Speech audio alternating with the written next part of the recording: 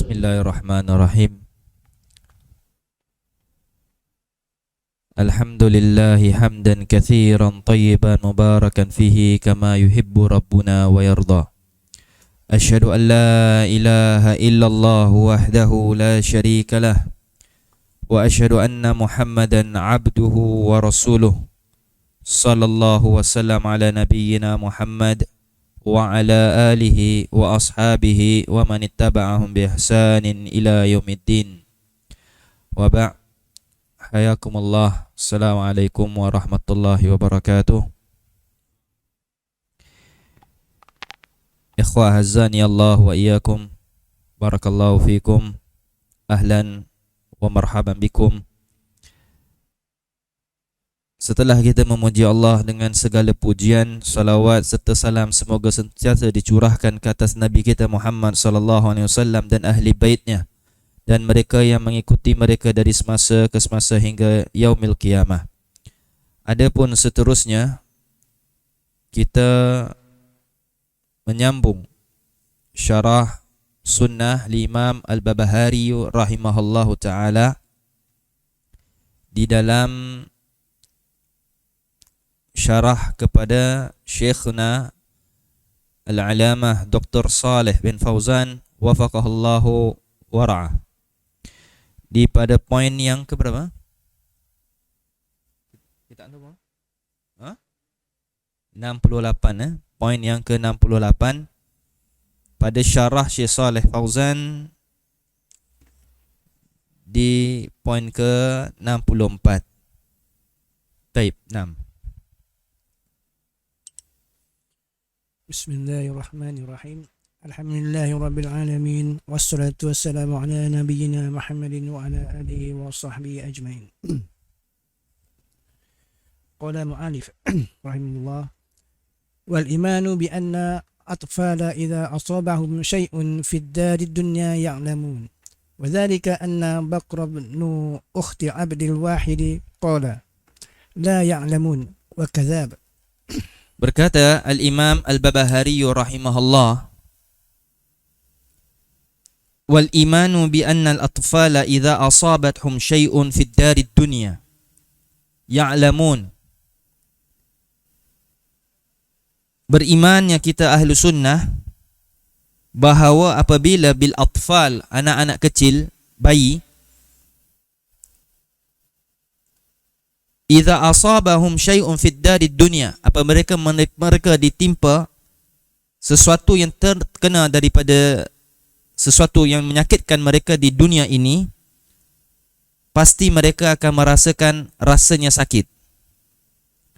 Wa dzalika annal Bakra ibnu ukhti Abdul Wahid qala, demikian telah disebutkan Bakr ibnu ukhti Abdul Wahid qala la ya'lamun, mereka itu tidak merasakan segala sakitan daripada apa yang mereka ditimpa di dunia, dan itu merupakan satu pendustaan. Berkata Al-Alamah Dr. Saleh bin Fauzan hafizahullahu ta'ala, hadhihi mas'alatu dzakaraha bisababi ma yaqul. Di sini ada masalah yang disebutkan sebabnya kenapa ya muallif rahimahullah menyebutkan hal demikian. Ikhwah azani Allah wa iyyakum, ulama ahlu sunnah kita di kalangan para salafus saleh dahulu kala, ketika mereka menulis risalah-risalah sepertinya Usulus Sunnah Imam Ahmad, Usulus Sunnah Imam Al-Humaidi, Al-Humaidi Syekhul Bukhari, guru kepada Imam Al-Bukhari,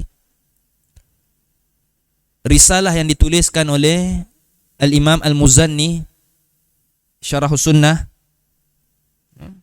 yang dituliskan juga oleh Imam Al-Barbahari rahimahullah dalam Syarah Sunnah ini.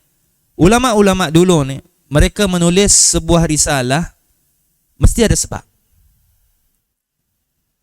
Di zaman mereka akidah tu jelas.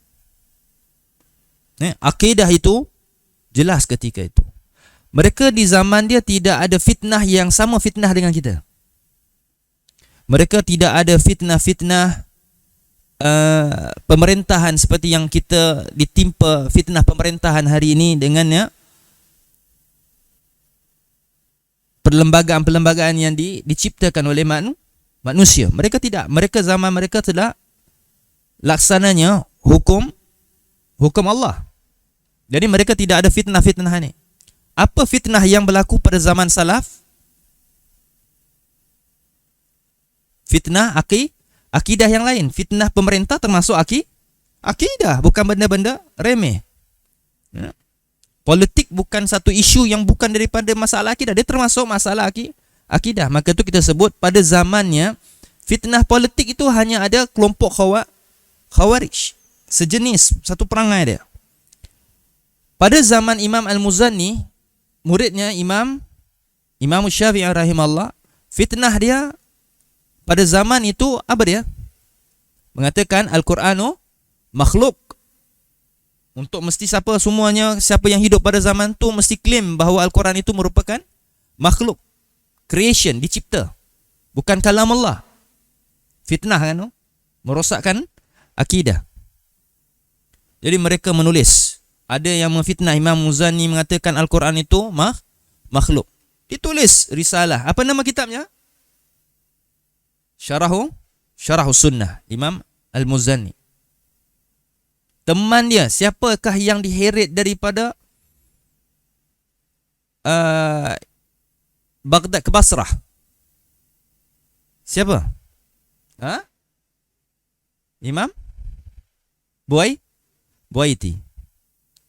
Ada berapa tokoh yang bersama Imam Syafi'i? Imam Al-Buaiti, Imam Muzanni, dan juga siapa lagi? Seorang lagi. Waqi' bin Yallah. Waqi' bin Jarrah lain. Imam Waqi'. Bukan Waqi', afwan. Imam Rabi'. Tiga tokoh ini adalah murid Imam Syafi'i. Rabi' yang meriwayat Zaman dia bukan zaman orang belajar fikih saja. Mereka difitnah dengan masalah akidah. Lalu mereka diheret daripada satu tempat ke satu tempat dalam masalah akidah. Maka di sini ada tokoh-tokoh di zaman kita ini yang juhal. Mereka cuba memburuk-burukkan para ulama salaf kita, ulama Ahlus Sunnah kita. Benda macam gini pun nak masuk ke dalam isu akidah. Macam kita belajar sebelum ni bab sapu di atas huf, lagi apa? Jamak, solat jenazah 4 kali takbir dan sebagainya. Disebut dalam Syarahus Sunnah Imam Al-Barbahari rahimahullah. Kenapa dimasukkan? Dan itu termasuk sunnah. Keyakinan orang-orang sunnah itu berbeza. Mukhalifu ahlil bid'ah wal hawa. Menyelisihi keyakinan apa yang diyakini oleh pengikut hawa nafsu dan juga ahlul bid'ah. Jadi ahlu sunnah ada identiti dia sendiri yang menunjukkan kelompok dia macam mana. Maka Imam Al-Barbahari masukkan di sini, kata Syekh Saleh bin Fauzan, mesti ada sebab. Apa sebab dia nak masuk kat dalam sini? Disebabkan Bakr bin Ibnu Ukhti Abdul Wahid ini orang yang bermasalah. Masalahnya apa? Dia seorang pendusta dan dia adalah seorang khawarij. Disebutkan oleh Ibnu Hajar Al-Asqalani dalam Al-Mizan bahawa beliau adalah seorang khariji. Apa tu khariji? Yang terkeluar daripada ahlu sunnah disebabkan tidak taat kepada ulil amr, pemimpin. Kenapa dimasukkan di dalam sini ya ikhwah? Disebabkan orang-orang khawarij ni, tokoh-tokoh khawarij, meskipun solat dia sama macam kita, rukuk, sujud, baca Quran yang lebih baik berbanding kita, solat malam dia berbanding kita lebih baik daripada dia, mereka ni ada benda-benda yang pelik, suka buat benda-benda yang aneh. Orang-orang Khawarij ni, dia punya ideologi memang lain daripada yang lain. Sehingga benda-benda macam gini, anak kecil apabila ditimpa kesakitan dan sebagainya, dia rasa ke tidak? Ahlus Sunnah mengatakan dia rasa sakit. Sehingga itulah Ahlus Sunnah memerincikan bahawa bayi yang kecil apa dia tergigit kelajengking ke lebah ke, disengat lebah dan sebagainya, dia rasa sakit, dia alami sakit. Logiknya kalau dia tergigit daripada serangga-serangga ni, takkan boleh jadi bengkak. Akal Ahlus Sunnah tu sihat, waras, walhamdulillah. Adapun Khawarij ini memang juhal. Sehingga perkara gini dia mengatakan anak tu tidak rasa apa-apa. Bantahan kita bahawa anak yang kecil tidak dirasuk jin. Anak yang kecil tidak boleh dirasuk jin. Tapi dirasa sakit tak apabila jin mengacau dia. Rasa sakit, ganggu, nangis. Maka tu bayi sakit. Kadang kita tengok dia merah-merah badan dia, digigit-gigit, dicubit-cubit oleh jin. Jangan ada pula kata ni khurafat.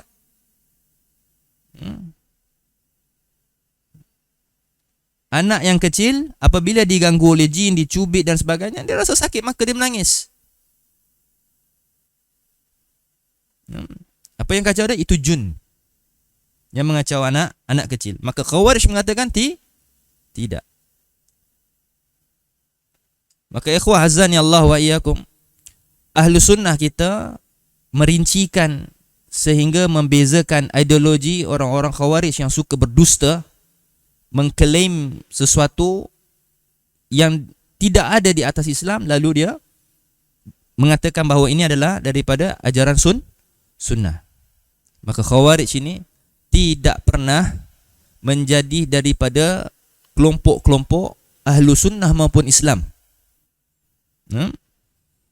Kata Syekh Saleh bin Fauzan, Khawarij tidak pernah mempunyai agama. Khawarij tidak pernah mempunyai agama. Kerana tidak ada satu kelompok pun di dalam Islam yang mengajak kepada tumpuhan darah. Maka Khawarij ini tak pernah ada asas-asas agama. Rosaknya mereka ini.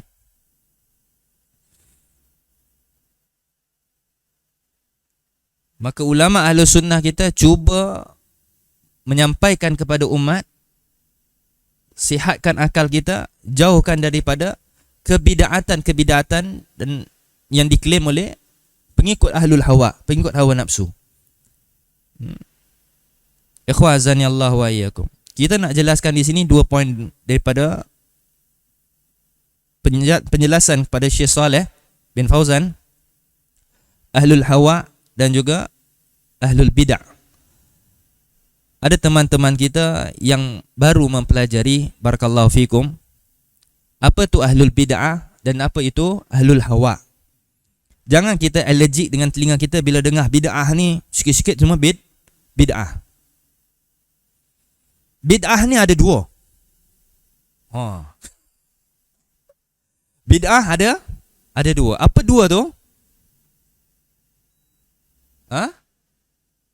Bid'ah ada 2, bukan hasanah, bukan dhalalah. Tetapi bid'ah yang dikatakan 2 di sisi usul dan juga di usul fiqh. 2 istilah yang tak disamaertikan. Bid'ah di sisi fikih, amalan-amalan yang tidak ada perintah daripada Nabi SAW itu bid'ah. Amalan yang tak sesuai sunnah Nabi SAW itu bid'ah yang diada-adakan, ditolak. Yang kita masukkan dalam musyarah sunnah, ahlul bid'ah adalah kelompok yang sesat. Kelompok yang sesat ideologi dia, rosak pemikiran dia. Sepertinya Khawarij, Jabariyah, Qadariyah, Mu'tazilah. Khawarij dah rangkaian dia. Siapa dia? Qaedah, Taliban, ISIS, lagi apa? Hizbiyun dan lain-lainnya. Semua itu termasuk daripada pemikiran Khawarij. Nanti ada mana nak tanya Jahmiyah, Qadariyah, Mu'tazilah dan sebagainya. Itu semua angkatan-angkatan yang disebutkan sebagai ahlul bid'ah. Mereka rosak akidah dia, mereka menciptakan agama ni sesuai dengan apa yang mereka rasa enak. Adapun ahlul hawa yang mengikuti hawa nafsu ni, dia campur adukkan semua benda yang tidak ada asas usul sumbernya, semua dia berkata mengikuti hawa nafsu. Tak ada dalil, tidak ada apa, dia ikut hawa nafsu. Dia buat andaian-andaian dia. Dan golongan ini hati-hati, barangkali ada di kalangan kita. Ya? Meskipun dia mempelajari hadis, meskipun dia mempelajari Sahih Bukhari, meskipun dia mempelajari Syarah Sunnah. Hati-hati. Jangan kita sangkakan orang belajar Sahih Bukhari, belajar Syarah Sunnah, belajar Usul Salatah, belajar kitab fikih-fikih yang sunnah, Bulughul Maram, Umdatul Ahkam, mereka tu ahlu sunnah. Tidak. Apa yang terjadi kepada golongan satu kelompok yang datang daripada Indonesia yang disebutkan apa dia? Islam Jamaah. Bukan Jamaah Islamiah ya. Jamaah Islamiah tu Khawarij. Dan Islam Jamaah pun Khawarij juga, kerana dia bai'ah kepada imam-imam dia. Ada sumpah setia kepada imam-imam dia. Islam Jamaah ni anda tak pasti kat Malaysia ni ada tak? Tapi di Singapura memang mereka ada dan aktif lagi.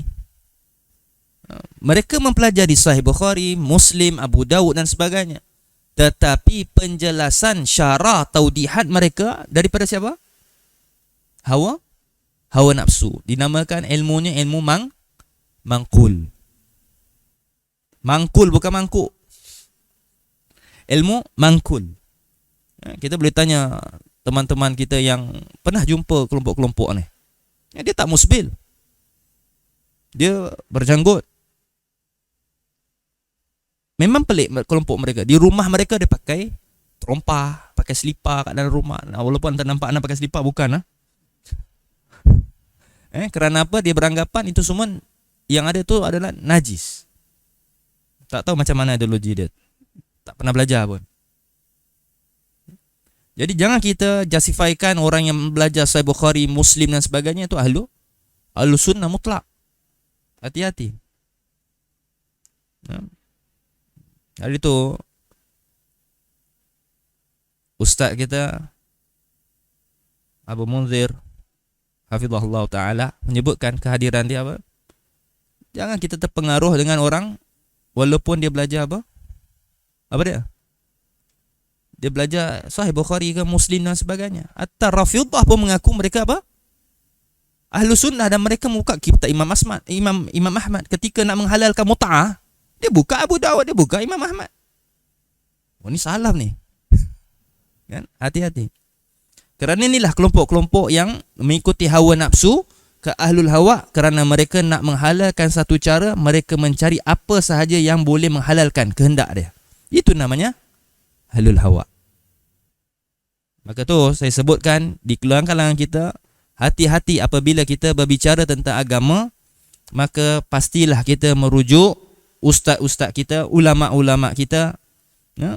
Bukan kita buat kumpulan halaqah-halaqah kemudian kita berbincang tentang agama, dan itulah menjadinya kerosakan. Amanah dalam agama bukan terletak kepada talabul ilm. Amanah dalam agama kembali kepada ulama. Ingat pesan Nabi SAW dalam Sahih Bukhari, ketika sahabat bertanya, Ya Rasulullah, mata sa'ah, bilakah berlakunya kiamat? Kama qala Nabi SAW, atau kama qala, idza wudi'atil amanah bighairi ahliha, apabila kamu meletakkan amanah bukan kepada ahlinya, fantaziru sa'ah, maka tunggulah kehancuran. Hancurnya agama ini apabila orang-orang yang tidak layak berbicara tentang agama, mereka berbicara. Bahaya. Maka jadinya kelompok-kelompok yang terpecah daripada ahlu sunnah. meskipun mereka membawa dalil-dalil daripada Al-Quran dan Sunnah. Maka dalil Al-Quran dan Sunnah itu benar, tetapi pengambilan dia, istidlalnya, mesti kita mengikuti pemahaman yang dipaham oleh para salafu ummah. Taib 6.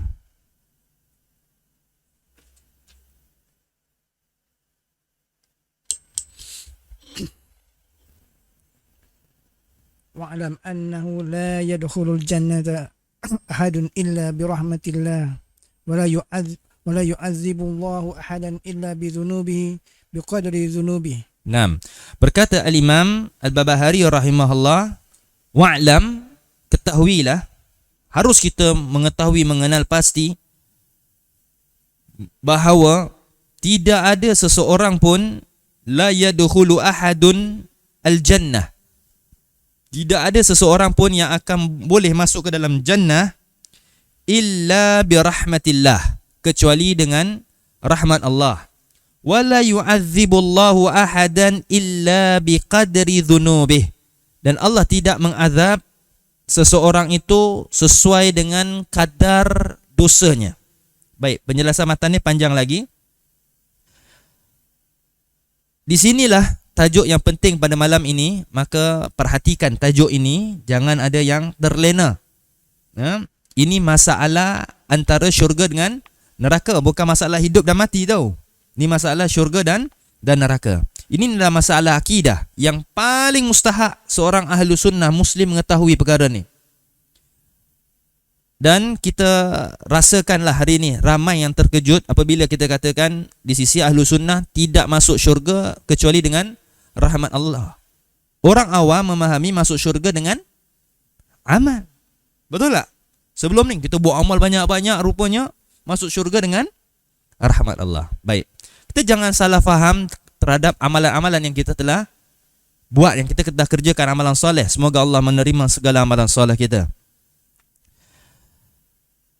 Tidak ada seseorang pun yang akan dimasukkan ke dalam jannah kecuali birahmatillah. Kita telah mempelajari di dalam Syarh Sunnah di Imam Al-Muzanni rahimahullah dahulu, berapa tahun lepas.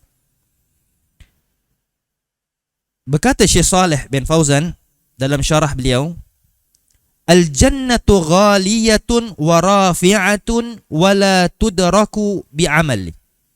Syurga itu, jannah itu, syurga merupakan sifat dia mahal, ghaliyatun, rafi'atun, wala tudraku bil amal, maka dia tidak diperolehi dengan amal. Syurga tidak boleh dimiliki dengan amal. Mahma amila al-insanu walau amila kulla ta'at, meskipun seorang manusia itu mengerjakan amalan-amalan yang mendatangkan ketaatan kepada Allah Subhanahu wa taala. Fa inna amaluh la yuqabilu ni'am allati alaihi walau husiba 'ala ni'ami lam yatqa inda amal. Meskipun amalan-amalan yang dikerjakan itu, yang dia amalkan semasa dia hidup di dunia itu, tidak mendapatkan rahmat Allah, kecuali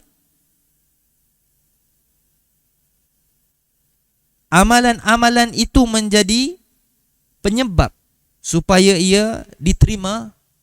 Amalan itu dia boleh masuk ke dalam syurga, jannah. Yang pertama. Yang kedua, annal jannata ghaliyatun, bahawa syurga itu merupakan sifat yang paling mahal. Walaysa laha qimatun muqaddaratun minal a'mali aw mali aw ghairi dhalik, bahawa syurga itu tidak boleh dimiliki dengan ukuran harga. Ya? Ada timbangan harga, ada jual beli dengan berapa nilainya. Syurga tidak boleh. Daripada amalan-amalannya ataupun daripada harta-hartanya ataupun selain daripada itu. La ya'lamu idhamaha illallahu subhanahu wa ta'ala. Tidak ada seorang pun yang mengetahui akan kemuliaan, keagungannya kecuali Allah Subhanahu wa ta'ala. Lakinna Allah yudkhilul mu'min al-jannata birahmatih. Adapun Allah memasukkan hamba-hambanya di kalangan orang-orang mukmin ke dalam jannah dengan rahmatnya, birahmatihi, dengan rahmatnya. Bisababi a'malihim, dia masuk ke dalam jannah disebabkan dengan sebab amalan-amalan yang dia perolehi. Faham? Perhatikan. Seseorang masuk ke dalam jannah, ke dalam syurga disebabkan rahmat Allah. Ya, pertama disebabkan dia masuk dia masuk ke dalam syurga dengan rahmat Allah dengan sebab amalan-amalan yang dia kerjakan. Baik. Fal amalu innama hiya sababu lidukhulil jannah. Kerana amalan-amalan yang dia usahakan, dia kerjakan itu adalah penyebab seseorang itu masuk ke dalam jannah. Wa laysat hiya al-muwajjibatu lidukhulil jannah. Ya, bukan menjadi sebab dia masuk ke dalam jannah dengan amal. Dia masuk ke dalam jannah dengan rahmat Allah disebabkan, menjadikan sebabnya amalan-amalan yang dia kerjakan. Ramai di kalangan Asy'ariyah yang mempengaruhi orang awam bahawa kita masuk dalam syurga dengan amalan kita. Maka tu dia sibuk banyak buat amal, masa terjadinya dengan kebid'atan. Maka ahlu sunnah kalau dah faham masuk syurga itu dengan apa? Dengan rahmat Allah, maka amalan yang kita buat itu sederhana saja, tak perlu melampaui banyak-banyak amalan yang buat. Kerana Nabi amalan dia tak betul, tak banyak amalan Nabi. Amalan Nabi zikir pagi, zikir petang. Bacanya la ilaha illallah wahdahu la syarikalah lahul mulku wa lahul hamdu yuhyi wa yumit wa huwa ala kulli syai'in qadir. Berapa kali sehari? 100 kali. Kalau belajar dengan guru sufi, bacanya qul huwallahu ahad berapa? 10,000 kali, 1,000 kali. Tak mampu bayar anak, tolong baca. Gitu kan? Orang-orang sufi. Betul? Bahaya ni. Maka ahlu sunnah umatan wasata, umat yang sederhana saja. Amalan-amalan dia ikut sesuai Nabi. Nabi amalan dia sederhana saja. Tak ada yang melampaui batas. Allah perintahkan kita, ayyukum ahsanu amala. Amalan siapa yang paling baik? Amalan yang ahsan, yang paling baik adalah apa yang mengikuti kuduah Nabi sallallahu alaihi wasallam. Fa inna khairal hadi Muhammad. Sebaik-baik petunjuk mengikuti petunjuk Nabi, amalan dia. Bukan kita nak buat amal ikut sesuai ustaz kita, kiai kita, lebay kita, tak. Kita buat amalan ikut Nabi. Kalau kita buat amalan ikut sesuai lebay, macam-macam lebay, macam-macam perangai. Kan? Maka kata Syekh di sini, wala thamanan lil jannah. Maka tidak ada harga yang menentukan seseorang itu berapa jumlahnya untuk dia masuk ke dalam jannah. Masuk harga di sini, kita kena faham, dia bukan harga duit yang kita nak fahamkan juga, tetapi bukan dengan berapa amalan ini kita boleh masuk jannah. Amalan ini kita masuk jannah. Meskipun ada hadis-hadis yang menggalakkan, hadis-hadis tagrib yang mengajakkan kepada kita buat amalan ini kita dapat pohon ini, kita buat masjid kita dapat rumah di dalam jannah, istana dalam jannah. Kita solat malam kita dapat ganjaran ini. Itu semua benefit-benefit yang ada dalam jannah. Sekarang kita nak berbicara tentang proses masuk dalam jannah. Yang dah dalam tu amalan yang lain. Maka amalan menjadi sebab untuk boleh masuk ke dalam jannah. Apa yang kita perolehi dalam jannah nanti? Kita lihat penjelasan Al-Alamah Dr. Saleh bin Fauzan wafaqahullah. Walihada qala Nabi sallallahu alaihi wasallam, oleh yang demikian yang disebutkan oleh Nabi sallallahu alaihi wasallam, lan yadkhula ahadun minkum al-jannata bi'amalih. Tidak ada seseorang pun akan masuk ke dalam jannah kecuali dengan amalan-amalannya. Tidak ada seorang pun masuk syurga disebabkan amalnya. Kita pernah dengar peristiwa seorang wanita zaniyah, pelacur, seorang pelacur yang memberi air kepada seekor anjing yang dimasukkan ke dalam jannah. Lalu ada yang cuba memahamkan tekstual hadis tu, kita kasih makan kepada binatang, kita buat baik sahaja. Ini pemikiran-pemikiran golongan apa nak namakan Apa dia? Murji'ah. Kelompok-kelompok Murji'ah. Hadis tu betul, tapi memaham dia konsepnya konsep orang-orang Murji'ah. Orang Murji'ah, iman tu tak efek. Kalau buat baik masuk dalam jannah lah. Yang penting hati. Ada dalil tak? Allah tidak melihat kepada wajah-wajahmu. Allah melihat kepada hati-hati kalian. Jadi hati mesti kena baik. Datang pada hadis at-taqwa hahuna. Takwa di sini. Kan dalil-dalil. Jadi digunakan oleh orang-orang Murji'ah untuk membolehkan apa? Buat amal soleh, kita boleh masuk ke dalam jannah. Maka Ahlus Sunnah membantah kita masuk syurga disebabkan dengan rahmat Allah, sebabnya amal-amalan kita. Balik kepada kisah seorang zaniyah, pelacur itu memberi minum kepada seekor anjing dan dimasuk ke dalam jannah. Maka Ahlus Sunnah, ulama Ahlus Sunnah menjawab, dia masuk dalam jannah disebabkan apa? Rahmat Allah. Bukan sebab dia kasih minum kepada seekor anjing, dengan rahmat Allah. Dan tak menjadi dalil kasih haiwan tu minum, semua nak menjadikan qudwah, benda kasih jumpa anjing kasih minum, kita sebab kita masuk syurga, daripada perempuan seorang yang berzina saja boleh masuk ke dalam jannah sebabkan beri minum kepada seekor anjing. Apatah kita lagi yang solat 5 waktu, solat tahajud malam-malam hari, baca Quran kan, datang durus malam Senin, kita kasih seekor kucing pun sudah memadai. Dan ini tidak boleh kita buat andaian, kerana dalil itu menunjukkan bahawa pelajaran daripada hadis tersebut mendatangkan apa? Rahmat Allah. Maka orang Murji'ah cuba merosakkan akidah Ahlus Sunnah. Kita masuk ke dalam jannah bisababil amal, dengan sebabnya amalan kita. Jadi buatlah, berlumba-lumbalah buat baik, buat amal supaya kita masuk syurga dengan amalan yang banyak. Dengan amal yang banyak, sehingga amalan-amalan dia rosak disebabkan kebid'atan yang diada-adakan. Baik. Kemudian ikhwah azani Allah wa iyyakum, hadza min ajali anna al-insana la yu'jabu bi amalih. Maka manusia ni tak perlulah nak kita takjub dengan amalan yang kita ada banyak. Nanti ke akhirat dia suruh buka peti amalan dia yang dia buat banyak, semua nak dibuka. Kita masuk dalam jannah dengan rahmat Allah, kemudian dalam jannah akan ditimbangkan apa dia? Amalan-amalan yang kita adakan, amalan soleh yang sahih yang kita buat, sesuai dengan amalan tu kita masuk ke dalam tingkatan jannah. Kalau orang yang rajin berpuasa, dia masuk di mana? Babur Rayyan. Orang yang buat amalan soleh, orang yang bertaubat dan melakukan amalan soleh, dia masuk ke mana? Jannatul Adn. Orang yang berjihad, orang yang syahid di jalan Allah, orang yang jujur, mereka duduk di mana? Al-Firdausil A'la. Dan itu kedudukan sesuai dengan amalan-amalan dia. Kalau tak dijelaskan, ramai lepas ni balik tak nak buat amal lagi dah. Kan? Malai nak amal lah.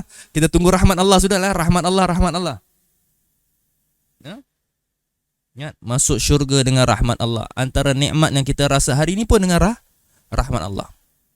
Rahmat Allah yang Allah turunkan di dunia ini hanya sebahagian kecil saja, sehingga hujan itu merupakan apa dia? Rahmat Allah yang kita merasakan nikmatnya. Ikhwah azani Allah wa iyyakum. Maka kata Syekh di sini, wa qauluhu ta'ala, dan Allah Ta'ala berfirman, udkhulul jannata bima kuntum ta'malun. Dalam surah An-Nahl ayat 32, Allah Ta'ala berfirman, udkhulul jannah, masuk ke dalam jannah, bima kuntum ta'malun. Bima, huruf ba tu dalam ayat tersebut adalah ba as-sababah. Ba menjadikan sebab. Ta'malun, yang apa kamu kerjakan. Jadi kita masuk ke dalam jannah sesuai dengan apa yang kita kerjakan. Sebab amal kita masuk jannah. Sebab saja. Ai bisababi ma kuntum ta'malun, sebabnya apa yang kalian usahakan, kerjakan di dunia ini. Apa yang kita buat amalan soleh. Maka tu Allah berulang, innal ladzina amanu wa amilus solihati. Innal ladzina amanu billahi wal yaumil akhir. Orang yang beriman kepada Allah dan hari kemudian. Wa amilas solihah. Kemudian dia buat amal soleh. Lahum jannatun tajri min tahtihal anhar. Baginya itu syurga yang di bawahnya sungai mengalir. Beriman kepada Allah, beriman pada hari akhirat, kemudian dia buat amal soleh, maka baginya itu masuk dalam jannah. Innal ladzina amanu, orang yang beriman di sisi ahlu sunnah. Apa dia kita iman? Iman sesuai dengan ahlu sunnah. Kalau iman dia sesuai dengan konsep murji'ah, maka rosak. Konsep ahlu sunnah, kita beriman kepada Allah. Apa yang Allah beri kepada kita, itu sesuai dengan kehendaknya. Kita masuk dalam jannah bisababi amal, dengan rahmat Allah Azza wa Jalla. Bidalili, dengan dalil hadzal hadis, bahwa dia ada satu hadis yang disebut oleh Nabi SAW, la yadkhulu ahadun minkumul jannah bi'amalih. Tidak ada seseorang masuk ke dalam jannah kecuali dengan amalnya pula. Ya? Tidak ada seseorang masuk ke dalam jannah kecuali dengan amalnya.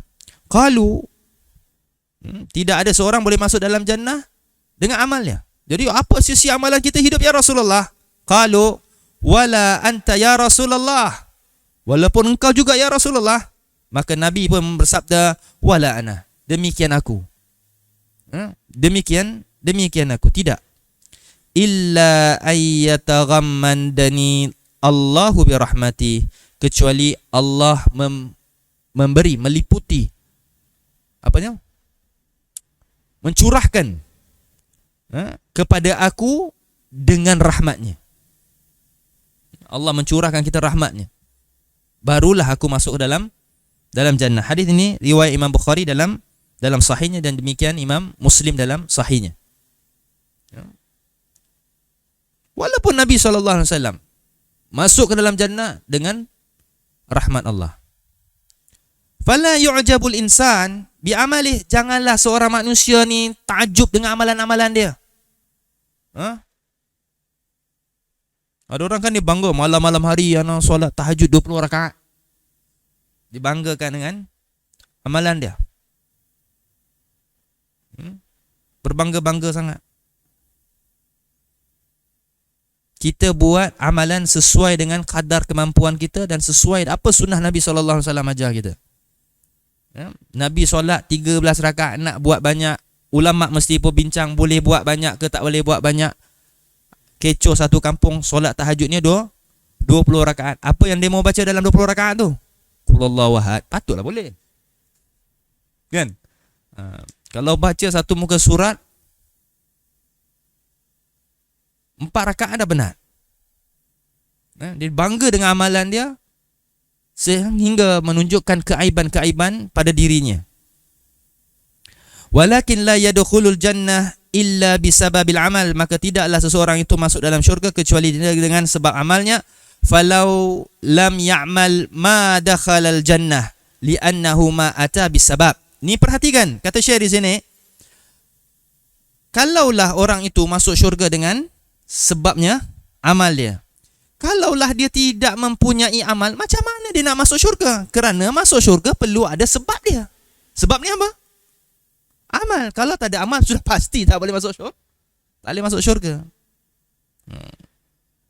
Jadi amal tu bukanlah mestinya amalan yang banyak. Amalan yang betul, yang baik, sesuai sunnah Nabi SAW. Nanti ada pula balik tak nak beramal, itu yang kita sebutkan. Amalan menyebabkan kita masuk jannah, dapatkan kedudukan tabakat di dalam jannah itu sesuai dengan amalan kita. Maka kata Al-Imam Al-Barbahari rahimahullah pada lanjutannya, wala yu'adzibullahu ahadan illa biqadari dhunubi, maka Allah tidak mengadab seorang hambanya sesuai dengan kadar dosanya.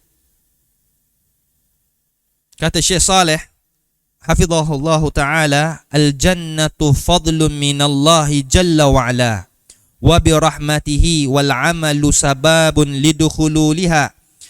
Syurga itu merupakan keistimewaan, kenikmatan, fadlun, satu kenikmatan yang kita rasakan, yang Allah berikan kepada kita untuk kita rasakan nak masuk ke dalam jannah dengan rahmatnya. Dan amalan-amalan itu merupakan sebabnya kita masuk ke dalam jannah, kata Syekh. Wa ahlun nari la yu'adzabuna illa bidhunubihim. Adapun orang yang penghuni neraka itu tidaklah diazab di dalam neraka itu kecuali sesuai dengan dosa-dosanya. Mana orang buat amal nak diazab? Dia diazab dalam jahannam, dalam neraka disebabkan dosa-dosa yang dilakukan. La yu'adzabuna bidhunubi ghairihim. Dia tidak diazab dengan dosa-dosa yang lain. Wala yu'adzabuna biduni dhunub. Dan tidak ada seorang hamba Allah akan diazab tanpa ada dosa. Kalau tak ada dosa, Allah tidak mengazab dia. Kalau tak ada dosa, kenapa Allah nak mengazab dia? Wa hadza min babil adl. Dan ini adalah salah satu daripada bab keadilan Allah Azza wa Jalla. Perhatikan, syurga dan neraka ini merupakan salah satu daripada timbangan keadilan Allah Subhanahu wa ta'ala. Fal jannatu min babil fadl. Syurga itu merupakan daripada fadl, keistimewaan, kemuliaan Allah Subhanahu wa ta'ala kepada hambanya. Wan naru min babil adl. Dan neraka itu merupakan salah satu daripada sifat keadilan Allah Subhanahu wa ta'ala. Siapa buat baik masuk syurga, siapa buat benda yang memurkai kepada Allah Subhanahu wa ta'ala masuk ke dalam neraka.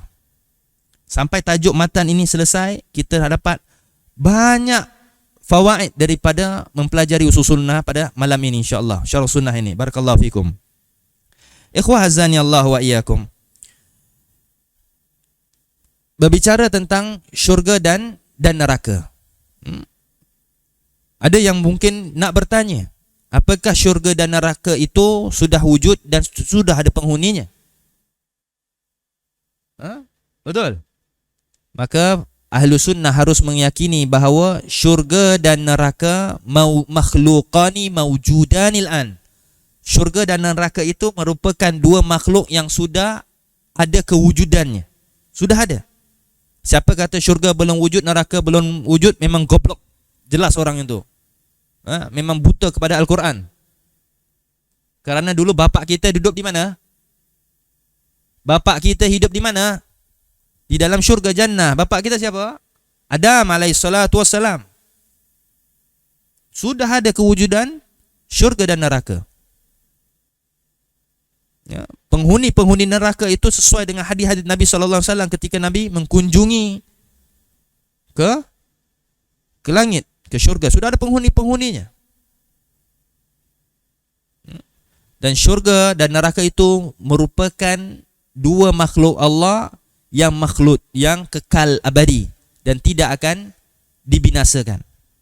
Ya. Di sisi ahlu sunnah, syurga itu sifatnya kekal. Neraka juga sifatnya kekal. Al-Quran menyebutkan innal ladzina kafaru min ahlil kitabi wal musyrikin. Dalam surah apa itu? Surah Al-Bayyinah. Sehingga akhir ayatnya menyebutkan orang-orang yang diridai oleh Allah radhiyallahu anhum wa radu'an. Dzalika liman khasyya rabbah.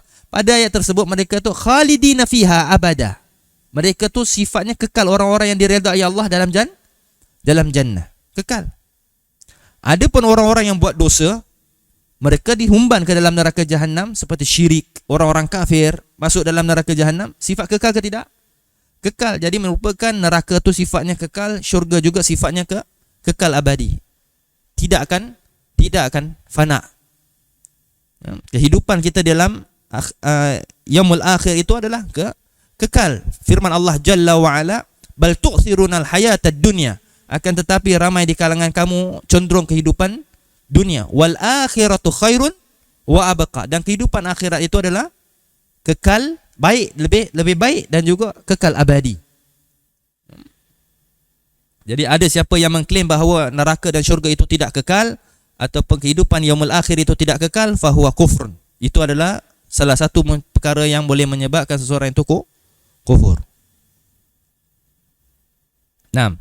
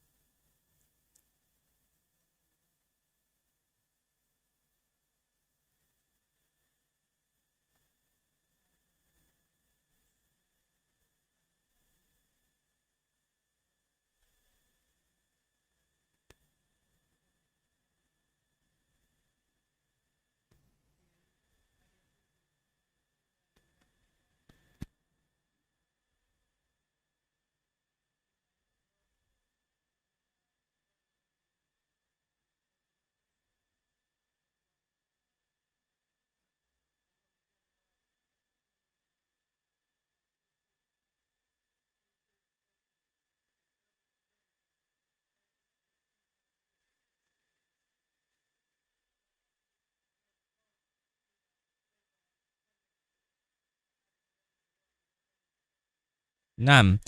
Berkata Al-Imam Al-Babahari rahimahullah, walau adzaba ahlas samawati wal ardi barrahum wa fajirahum.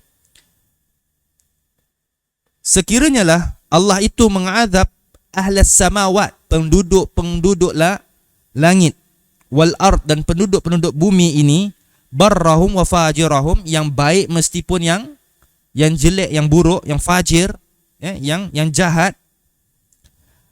Azabahum ghaira zalimin lahum, Allah mengazab mereka bukan termasuk daripada Allah menzalimi mereka.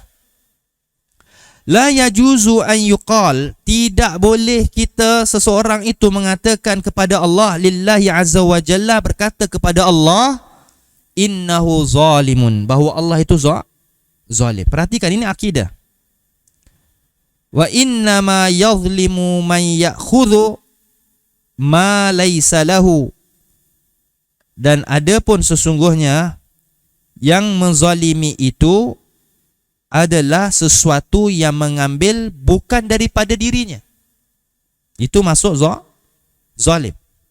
Wallahu lahul khalqu wal amr, milik Allah lah al-khalq, creation, ciptaan, itu milik Allah.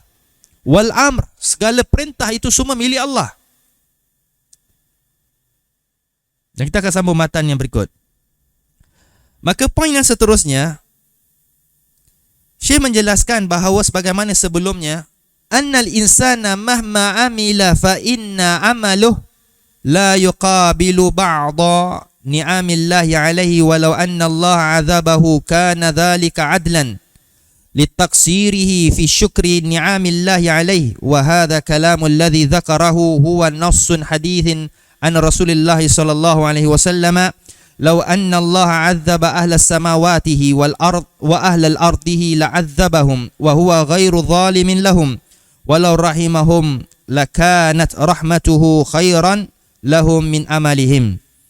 Berkata Syekh di sini bahawa apabila manusia ni dia buat amalan-amalan dia, fa innahu amalahu la yuqbal, tidak amalan-amalan dia tidak diterima disebabkan tidak dapatnya ni'am, tidak mendapatkan rahmat Allah. Walau anna Allah azabahum, meskipun mereka itu diazab oleh Allah Subhanahu wa taala, kana dzalika adlan, itu adalah salah satu daripada keadilan Allah Subhanahu wa taala. Nanti kita bicara tentang yang tadi, kan? Orang masuk ke dalam neraka disebabkan keadilan Allah. Allah tu maha adil. Buat dosa, mendatangkan kemurkaan Allah, perintah Allah menyelisihi perintah Allah, maka diberikan apa? An yusibahum fitnah aw yusibahum azabun alim. Akhir dalam surah Nur disebutkan orang yang menyelisihi perintah-perintah Allah, dia ditimpa fitnah ataupun ditimpa apa dia? Azabun alim, satu azab yang sangat pedih. Maka hendaklah kita bersyukur dengan nikmat Allah ini, ya Allah beri kepada kita neraka dan syurga. Kita taat, kita masuk syurga, kita derhaka pada Allah, ke nerakalah dia. Wala na'udzubillah. Wa hadha kalamul ladzi dzakarahu huwa nassun hadits an Rasulillah sallallahu alaihi wasallam, sesuai dengan hadis Nabi sallallahu alaihi wasallam disebutkan oleh Imam Barbahari tadi. Kata Nabi sallallahu alaihi wasallam dalam dalam Musnad Imam Ahmad dan Abu Daud, Ibnu Majah, bahawa Rasulullah sallallahu alaihi wasallam sabda, sekiranya lah Allah mengazab penduduk langit dan juga penduduk bumi ini, lalu Allah mengazab mereka, wa huwa ghairu zalimin lahum, lalu mereka itu bukanlah yang dizalimi, Allah tidak menzaliminya, walau rahimahum, akan Allah memberikan rahmatnya kepadanya, lakanat rahmatuhu khairan, bahawa harus kita ketahui bahawa rahmat Allah itu lebih baik lahum min amalihim, bahawa rahmat Allah itu lebih baik berbanding amalan-amalan yang mereka kerjakan. Maka di sini pula disebutkan li'anna al-fajir azabahu bifujurihim, kerana orang yang fajir, apa makna fajir? Orang yang jahat. Fajir, orang yang melakukan kejahatan, kejelekan, kerosakan, itu termasuk daripada al-fujur, keburukan-keburukan yang dikerjakan. Maka mereka diazab oleh Allah Subhanahu wa taala. Wal bar, apa makna bar? Apa dimasukkan al-bar? Ada 3. Hurufnya sama, ba dengan ra. Ayo kita pelajari bahasa Arab. Ba dengan ra. Boleh dibaca barru, birru dengan burru. Betul? 2 huruf ni kan, ba dengan ra. Dia bila tak ada baris dalam kitab Arab, dibaca tunggal langgang, salah baris, baris atas, baris bawah, baris depan, makna semua berubah. Ni kenakan bila kita jumpa al-barru. Apa makna barru? Al-barru azabahu li'anna amaluh la yuwallihu lidukhulil jannah li'annahu la yuqabilu ni'amillahi alaihi. Al-barru maksudnya kebajikan, kebaikan. Maka itu sebut dalam usul sunnah Imam Ahmad, as-sam'u wa ta'ah li a'immatil mu'minin, a'immatil muslimin barri wal fajri. Patuh dan taat kepada pemimpin kaum muslimin yang baik maupun yang buruk. Barri. Apa makna barri? Baik. Wa ta'awanu 'alal birri wat taqwa. Al barru, birru, burru.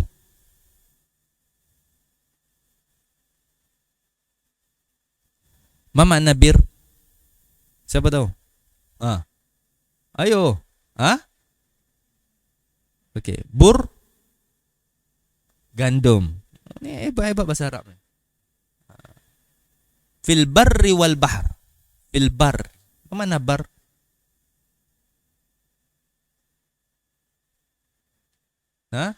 Darat. Barri wal bahr. Bahar lah laut. Fil barri wal bahr, di darat dan di laut. 1, 2 huruf ni, ba dengan ra, disalah baris, habis semua maknanya. Maka orang yang melakukan kebaikan itu tidaklah akan Allah mengazab dia. Kenapa Allah nak mengazab orang-orang yang buat baik? Maka Allah mengazab orang-orang yang melakukan az-zunub, melakukan dosa-dosa. Dosa itu disebabkan apa? Melakukan sesuatu yang tidak diperintahkan oleh Allah Subhanahu wa taala ataupun meninggalkan salah satu daripada perintah Allah. Baik, seterusnya. Sebelum kita sambung ucapan Imam Al-Barbahari, al-fajr dengan kebaikan, banyak artinya. Dalam amalan ni kita hidup, kejahatan yang kita masukkan di sini bukan buat jahat yang biasa kita nampak atau kita buat dulu. Kejahatan ini adalah sesuatu yang menyelisihi perintah Allah dan Rasul. Itu jahat tu. Fajir. Jadi pemimpin yang dikatakan fajir, pemimpin yang dikatakan yang barri, yang baik itu, harus kita faham. Yang baik pemimpin adalah apa yang mengajak dia kepada Alkitabullah dan Sunnah. Itu pemimpin yang baik. Pemimpin yang fajir disebut dalam akidah Ahlussunnah adalah pemimpin yang menyelisihi Al-Quran dan Sunnah Nabi SAW. Menyelisihi ni, pemimpin yang fajir, yang buruk, bukan artinya kita boleh keluar daripada ketaatan. Tidak boleh kita keluar daripada ketaatan pemimpin yang fajir. Konsep Khawarij berbeza. Kita hanya patuh dan taat kepada pemimpin yang beri, yang baik saja. Yang fajir tak mau kita. Tapi di sisi Ahlussunnah tu adil, bahawa taat pemimpin yang masih Muslim, baik maupun yang tak baik. Jadi macam mana ustaz kalau tak baik kita nak taat? Kita ada SOP dia dalam manhaj Ahlussunnah. Pemimpin itu selagi mana dia solat. Selagi pemimpin itu dia masih solat. Kerana solat itu menunjukkan seseorang itu bezanya seorang kafir dengan Muslim. Di dalam madrasah Nabi SAW mengajak pada sahabat taat kepada pemimpin yang mana masih dia solat. Yang fajir selagi mana dia solat. Apa dosa sekalipun inilah dia buat, selagi masih dia solat, masih kita taat. Apa entah lagi yang beri, yang baik. Yang baik kita taat. Sudah pasti kita taat. Yang pemimpin yang buruk jangan kita tinggalkan. Kalau dia salah ataupun dia sesat, lalu kita doakan. Ahlussunnah, ulama-ulama Ahlussunnah kita dahulu rahimahullah ta'ala, kalau pemimpin itu tak baik, jangan dicela, didoakan. Termasuk ahlul bid'ah adalah tidak mendoakan pemimpin. Tidak ada pemimpin selepas daripada sahabat-sahabat Nabi yang mulia, tidak akan kita jumpa pemimpin yang soleh sesolehnya sahabat. Jadi janganlah kita nak harapkan pemimpin-pemimpin yang baik kalau kita tak jadi orang yang baik. Kalau kita tak mau doakan dia, maka kita tak jadilah orang yang baik. Orang yang baik saling berdoakan. Kalau kita mencemuh dia, samalah kita dapat orang yang kita rajin dicemuh. Maka kebaikan dan keburukan disebut dalam kitab-kitab akidah ini harus kita teliti dan cermati makna-makna yang sesuai difahamkan oleh para ulama kita rahimahullah ta'ala. Kemudian berkata Imam Al-Barbahari lagi, la yajuzu, ini poin yang penting yang mana tidur bangkit, la yajuzu an yuqala lillahi azza wa jalla innahu zalimun. Maka tidak boleh seseorang itu mengatakan kepada Allah Azza wa Jalla dia adalah zalim. Ketika Allah menghukumi hamba-hambanya, tidak boleh seseorang mengatakan bahawa Allah itu zalim. Allahu Jalla wa Ala nazzaha nafsahu an zulm. Bahawa Allah Azza wa Jalla membersihkan dirinya, mensucikan dirinya itu daripada sifat zulm. Mana sifat zalim. Wa ma rabbuka bidhallamin lil ba'id. Disebut dalam surah Fussilat ayat 46. La zulmal yawm innallaha sari'ul hisab. Disebut dalam surah Ghafir ayat ke-17. Wala yadhlimu rabbuka ahada, dan Rabbmu tidak menzalimi seseorang pun. Disebut dalam suratul Kahfi ayat 49. Wa ma zalamnahum walakin kanu humuz zalimun. Dalam surah Az-Zuhruf ayat 76, di mana Allah Ta'ala berfirman bahawa Allah tidak menzalimi mereka, akan tetapi mereka lah menzalimi diri mereka sendiri. Baik. Maka mana mungkin Allah menzalimi kita, sedangkan kita yang menzalimi diri kita? Sahih? Kenapa kita perlu faham apa tu maksud zalim? Apa yang kita harus faham daripada makna zalim? Zalim di sisi bahasa Arab dimaksudkan da'u syai' laisa fi makanihi. Ataupun da'u syai' fi ghairi mawadi'i, meletakkan sesuatu benda bukan pada tempatnya. Itu zalim. Zalim lawannya adil. Zalim lawannya adil. Adil ini maksud dia apa? Da'u syai' fi makanihi ataupun da'u syai' fi mawadi'ihi, meletakkan sesuatu benda pada tempatnya. Itu adil. Ya? Maka jangan berlaku zalim. Kita meletakkan satu benda sehingga kita mengganggu manusia. Jalan manusia kita ganggu dan sebagainya. Itu kan salah satu daripada menzalimi orang. Maka bukan pada tempatnya. Tempat letak kereta pergi bubuh motor. Zalim tak? Zalim. Sehingga orang nak letak kereta tak boleh. Ada seekor motor kat dalam tu. Zalim tak? Kalau orang belajar akidah buat benda macam gini ni. Belajar fikir tak jumpa macam ni. Pasal fikir tak bicara tentang zalim dan sebagainya. Fikir tentang solat batal, makruh, apa semua dan sebagainya. Ya, belajar akidah, otak sehat. Jadi zalim meletakkan satu benda bukan pada tempatnya. Jangan. Jadi di sini kita nak sampaikan bahawa segala sesuatu yang kita memperolehi milik siapa? Milik Allah Azza wa Jalla. Semuanya Allah berikan.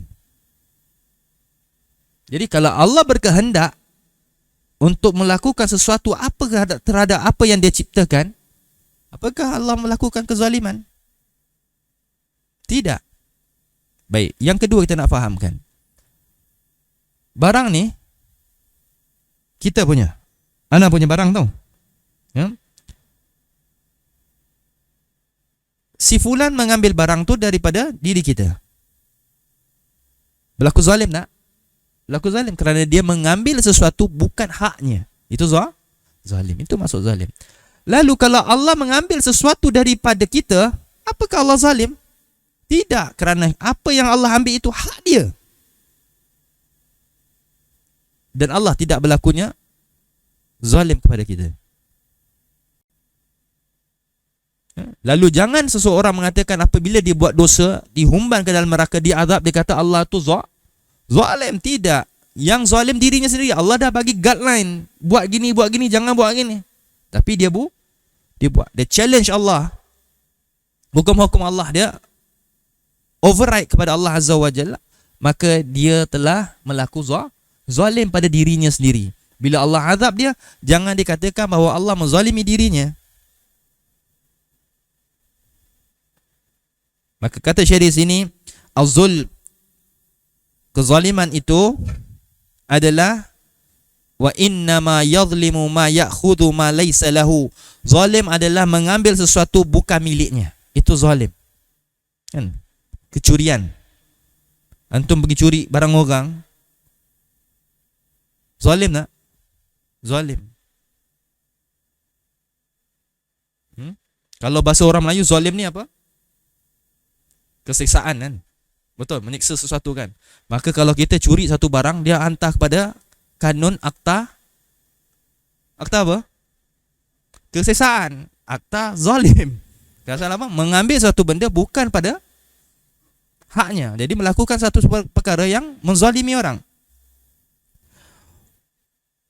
Wallahu lahul khalqu wal amr. Maka milik Allah lah al-khalq, penciptaan, al-amr, perintah. Yang mana ada kitab tu tulis maknanya, wallahu lahul khalqu wal amr, dan milik Allah itulah al-khalq, creation, yang mana Allah ciptakan. Allah ada sifat al-khalq dan sifat al-amr. Apa sifat al-amr? Perintah. Baik, dua benda ni kita akan bicarakan. Perhatikan, kadang-kadang soalan ni pernah bertanya kepada kita tentang kenapalah Allah menciptakan kita begini, yang persoalkan tentang takdir Allah, ya. Kenapalah Allah miskinkan aku, tak kayakan aku, Kan seronok kalau kita jadi kaya macam si fulan. Betul? Mempersoalkan begini. Banyak orang tanya, Ini masalah akidah ni. Perhatikan ya ikhwah. Laisa lahum haqqun 'ala Allah, maka dia tidak ada hak terhadap Allah Azza wa Jalla. Manusia ni kita tidak ada hak terhadap Allah kerana segala sesuatu yang kita peroleh itu hak Allah. Maka jangan persoalkan sesuatu tentang hak Allah. Jangan sekali-kali kita bertanya. Wala ahadun yujibu 'ala Allahi syai'an, tidak ada seseorang itu pun yang ada hak kewajipan dia untuk bertanya terhadap Allah Subhanahu wa taala. Wa innama haqqul ibad 'ala Allah, kerana hak seorang hamba kepada Allah Azza wa Jalla an la yu'adziba man la yusyriku bihi syai'an, adalah Allah tidak mengazab seseorang selagi mana dia tidak buat dosa apa? Syirik. Masya-Allah. Ya. Dosa syirik benar-benar mendatangkan kemurkaan Allah sehingga Allah mengazab dia dengan sebenar-benar azab. Masya-Allah, wal na'udzubillah. Dosa syirik ni. Tapi jadi syirik ni ada peringkat-peringkat dia kan. Orang selalu ingat syirik ni jumpa buat sihir, apa lagi? Bomoh, dukun dan sebagainya. Ada dulu orang ingat lagi. Teman-teman yang kita ada dulu di sini lah, batch-batch yang dulu dia belajar, dulu tak belajar kitab tauhid kan. Bila anak ambil botol, bacakan ayat, orang tu datang minta dibacakan ayat doa ke apa dia. Orang Melayu faham macam gitu kan. Ambil botol kita baca doa. Bahasa Melayu kalau minta apa? Tawar air kan. Memang air putih tawar pun. Tawar air. Dia minta air dengan ustaz lain, kalau minta dengan Abu Abdul Rahman air jadi lain.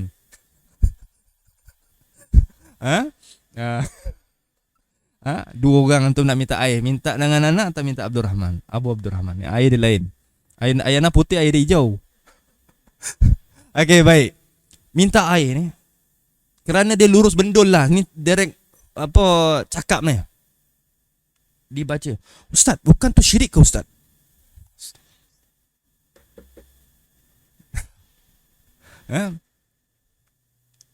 Apa ente nampak anak muka buat syirik ke?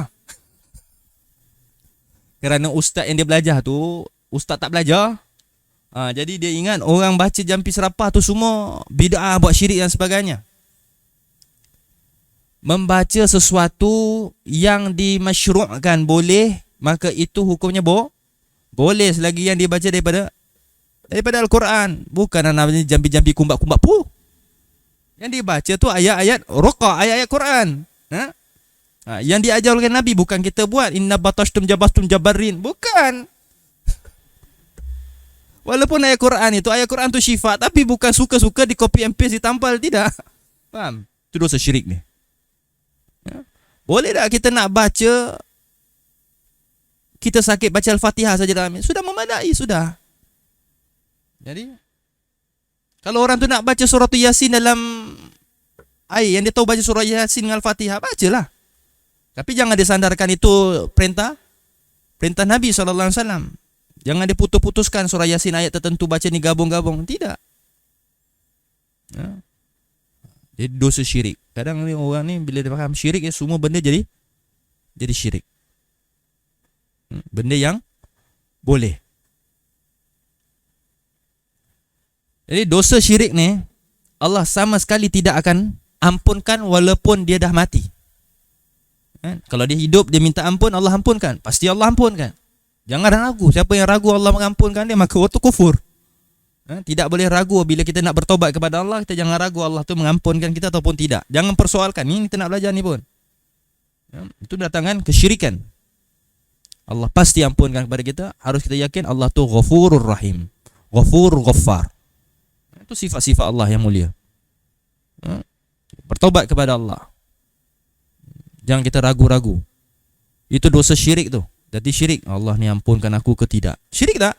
Syirik kepada Allah. Kita mengkufuri. Syirik lawan kepadanya apa?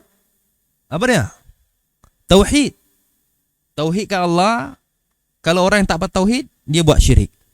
Kalau orang tak berlaku adil, pasti berlaku zalim. Jadi orang yang kahwin 1, kahwin 2, kahwin 3 kena belajar apa itu akidah. Jika tidak, berlaku kezaliman dalam rumah tangga. Faham?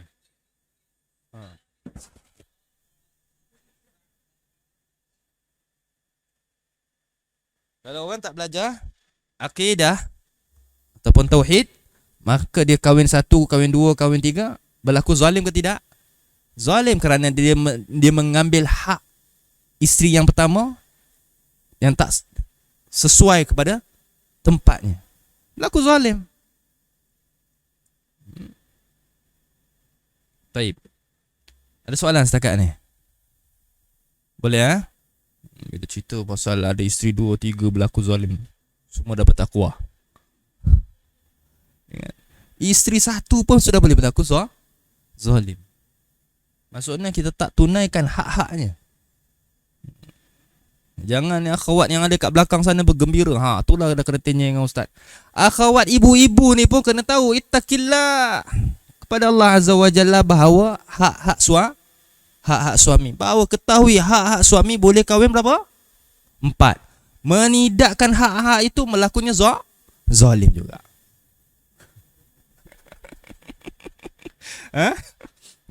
Lepas ni antum turun dulu. Takut mau kereta anak nanti dipancit kata ayah ni. Perempuan ni bila bicara pasal ni jangan main. Tauhid tak tauhid, marah dia.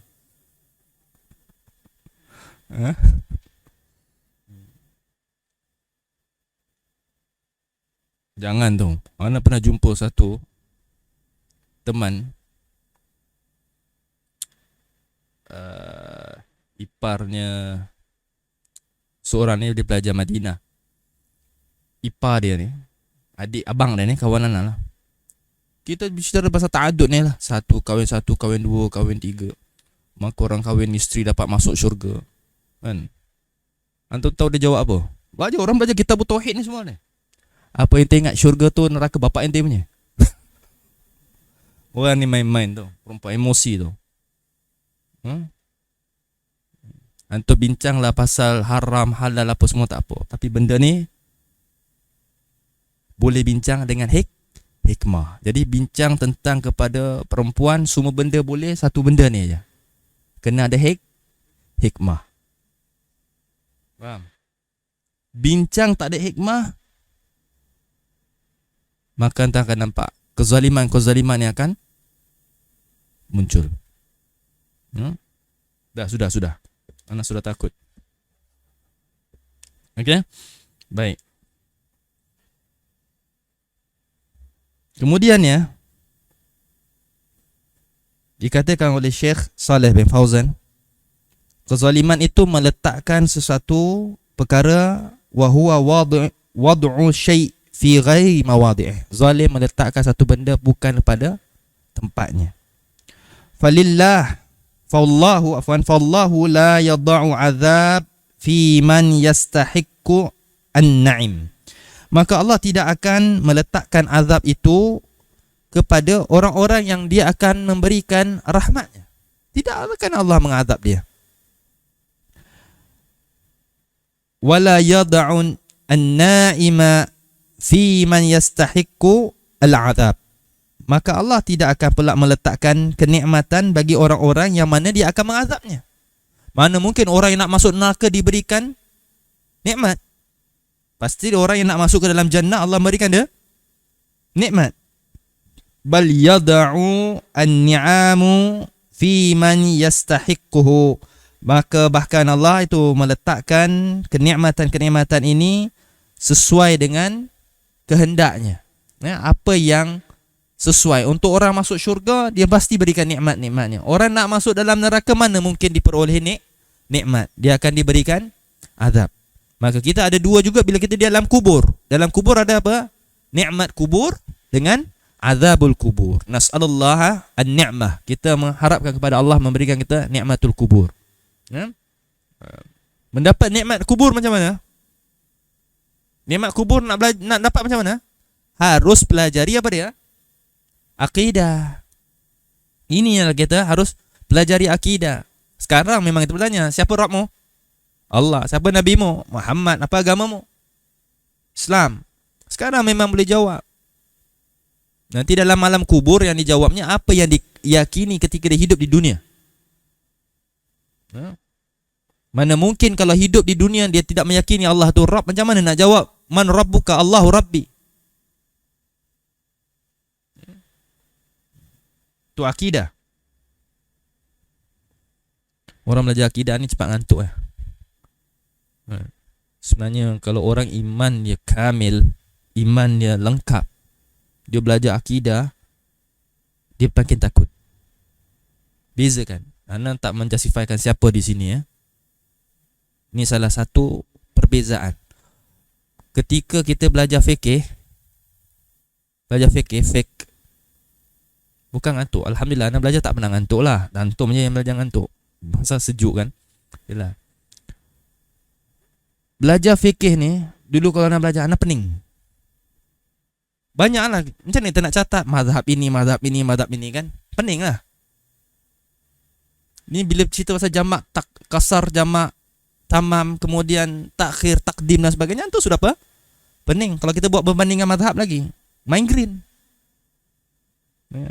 Belajar akidah, kenapa ramai yang lena? Akidah tak boleh dia amalkan praktiknya. Harus kita tambat dalam hati. Kalau belajar akidah, orang yang imannya kamil, sempurna, belajar akidah makin kuat keyakinan dia. Lebih kuat.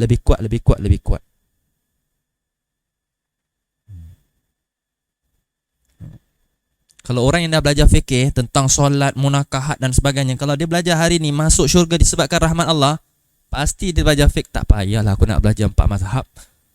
Betul? Maka tu ada orang gigih-gigih belajar fikih. Ingat berkata Imam Ibn Jauzi rahimahullah dalam kitab dia apa? Ayallah, kitab apa? Tablis Iblis.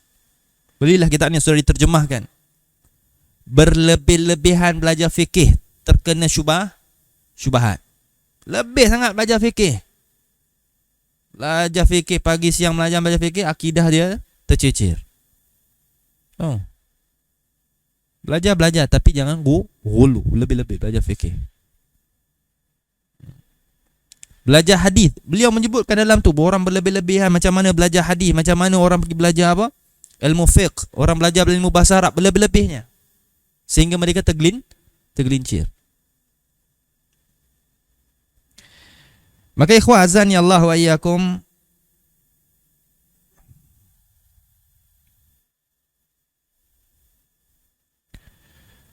wallahu munazzahu an dhalik, la yumkinu an yu'adziba ahlal iman wa an yukrima ahlal kufr wa an yudkhilal kufra al jannah wa yudkhilal mu'mina an-nar.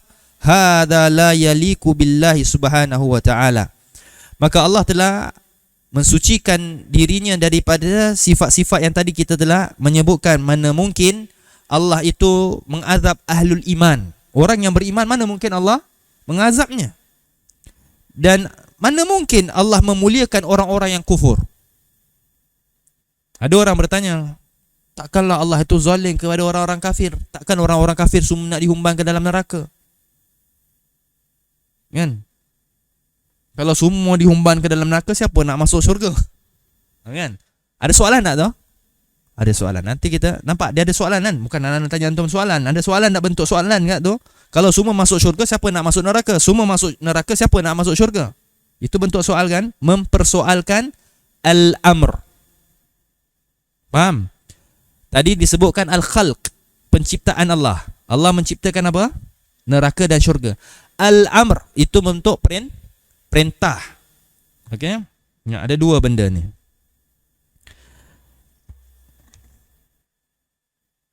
Mana dia? Okey.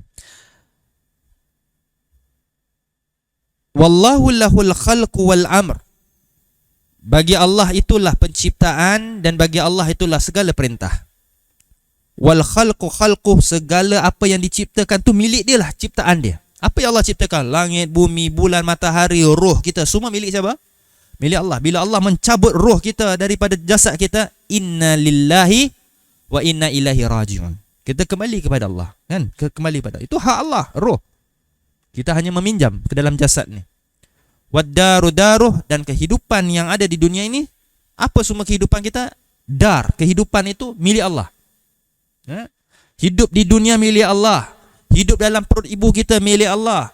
Hidup di alam kubur milik Allah. Hidup di dalam alam barzakh milik Allah. Di dalam akhirat pun milik Allah. Semua kehidupan itu adalah milik Allah Azza wa Jalla.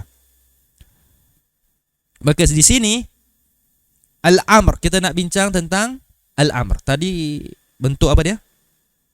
Khalq, penciptaan. Sekarang al-amr, perintah. Al-amru lahu subhanahu, perintah itu milik Allah Subhanahu wa taala. Al-amru huwa tashri'u wal wahyu munazzal. Baik. Catat ini. Perintah itu berdasarkan sesuatu yang ditashri'kan. Mana tashri'? Disyariatkan. Dan apa yang telah diwahyukan kepada Nabi SAW. Wahyu yang diturunkan. Itu adalah al-amr. Wa idza arada syai'an an yakula lahu kun fayakun. Itu bentuk perintah tak? Al-amr. Bila Allah perintahkan untuk jadi, jadilah. Al-amr. Takdir. Seseorang tu nak dicabut rohnya daripada jasadnya. Disuruh malikul maut, malaikat maut cabut rohnya, kan? Bentuk perintah tak? Perintah.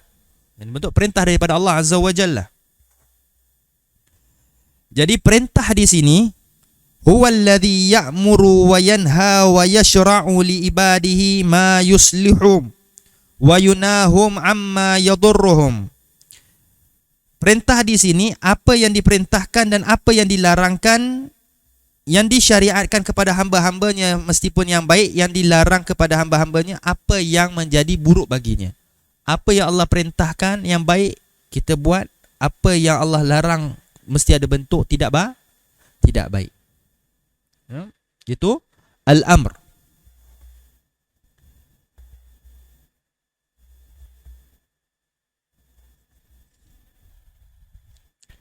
Maka bentuk dalam al-amr ni, perintah, merupakan wahyu.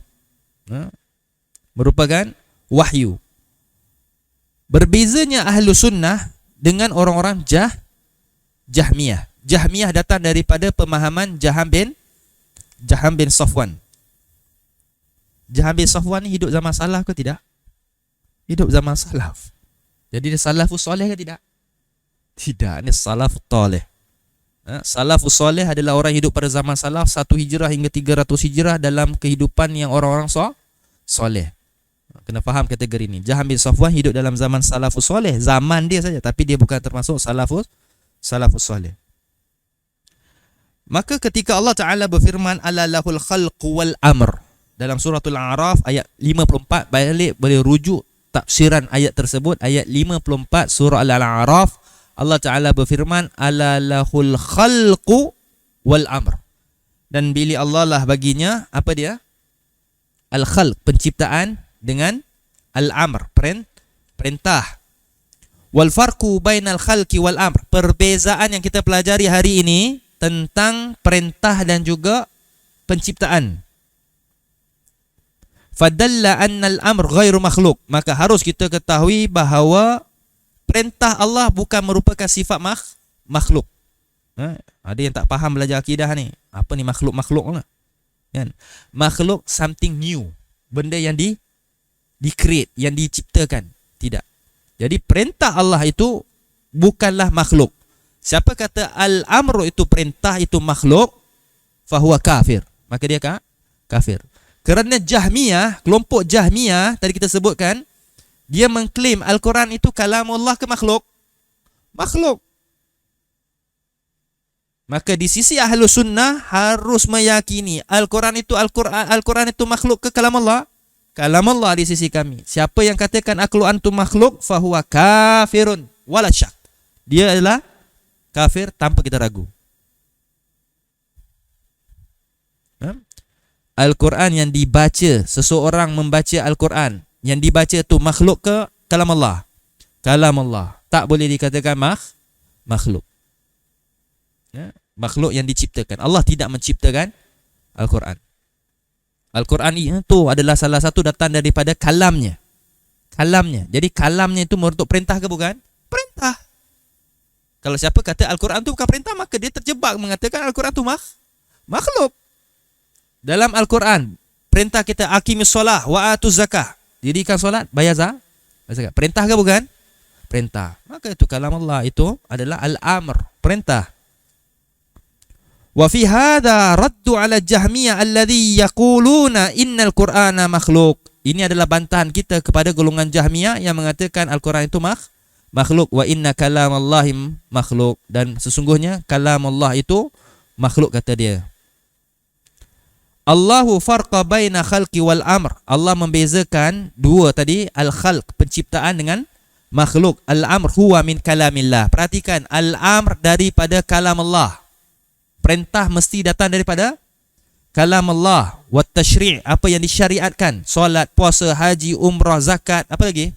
Fidyah, apa lagi? Hudud dalam Al-Quran, hukum had, lagi apa dia? Bernikah dan sebagainya. Itu semua tashri', merupakan al-amr, perintah. Wallahu farqa baina khalqi wal amr fadalla ala anna kalam Allahi ghairu makhluk. Maka harus kita mengatakan kalam Allah bukan makhluk. Baik, yang terakhir sekali, ada 2 poin lagi. Sikit lagi 10 minit. Wad-daru daruh, dan dikatakan kehidupan itu di yang apa kita hidup tu milik Allah Azza wa Jalla. Ada 3 kedudukan martabat. Yang pertama, darud dunia. Kita hidup di darud dunia. Wad-darul barzakh, dan kehidupan di alam barzakh. Wad-darul qarar, iaitu kehidupan yang kekal abadi. Wahia al-akhirah, kehidupan di akhirat. Kulluha lillahi subhanahu wa ta'ala. Semua itu milik Allah subhanahu wa ta'ala. Kemudian kata Al-Imam Al-Barbahari lagi, la yas'alu amma yaf'alu wa hum yus'alun. Jangan engkau mempertanyakan tentang apa yang dibuat oleh Allah Subhanahu wa taala, sedang kau yang akan ditanya.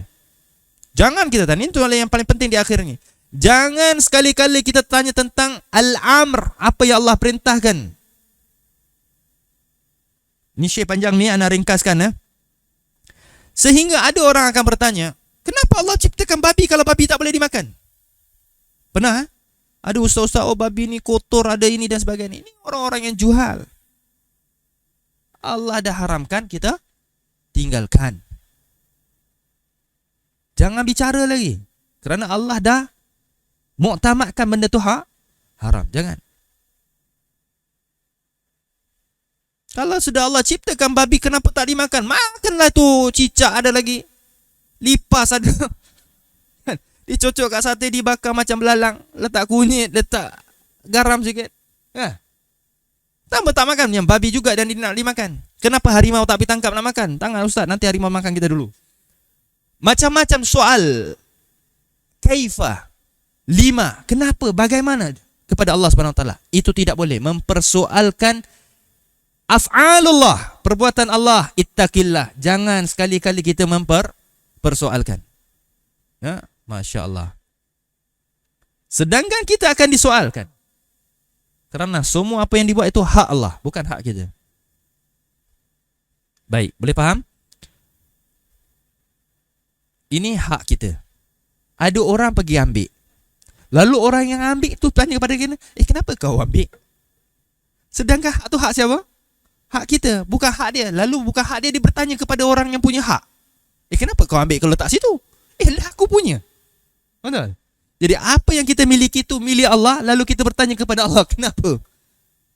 Maka tu al-khalqu wal amr, itu milik Allah Azza wa Jalla. Jangan kita persoalkan. Sedangkan wahum yus'alun disebut dalam Quran, sedangkan mereka akan ditanyakan. Jangan banyak Allah akan tanya kepada kita. Pada yaumul akhir, sehingga kita tidak berganjak tumit kita. Jangan main-main. Tumit kita ni, kita ada 2 examination selepas mati. Tahu? Satu primary-nya soalan, satu secondary-nya soalan. Tahu primary dengan secondary?